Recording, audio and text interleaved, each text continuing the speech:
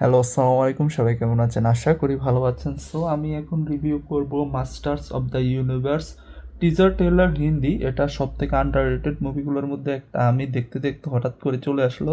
প্রথম 10 সেকেন্ড দেখেছি, ভালো লেগেছে। চলুন রিভিউ করা যাক। ওকে।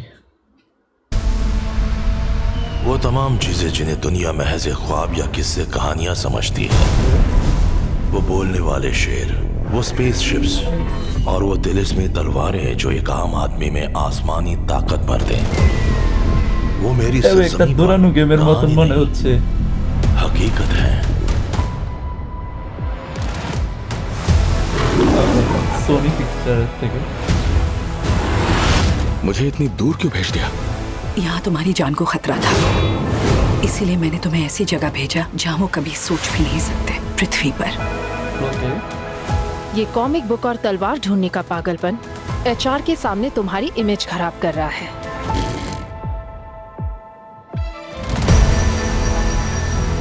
माना कि ये पागलपन लगता है, पर वही तलवार मुझे मेरे घर का रास्ता दिखाएगी।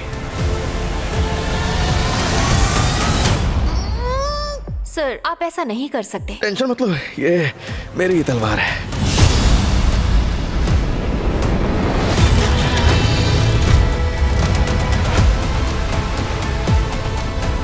संभल कर, ये तुम्हें थोड़ा अजीब लगेगा।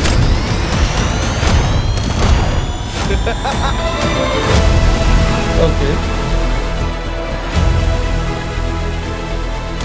স্পেসশিপ কিছুটা টাইপ অফ এলিয়েন। আমি যেটা ভাবছিলাম ওই রকমের, ওটা কিছুটা সনিকের মতো। लेकिन अब मुझे करना क्या है? ভিএফএক্স গুলা বেটার। तलवार उठाओ, उनकी हिफाजत करो।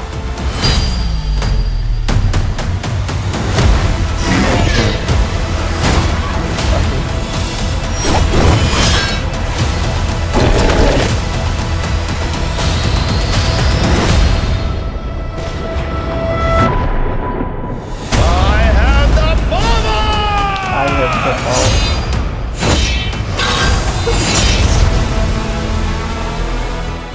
Masters of the universe. Masters of the universe কখন আসবে?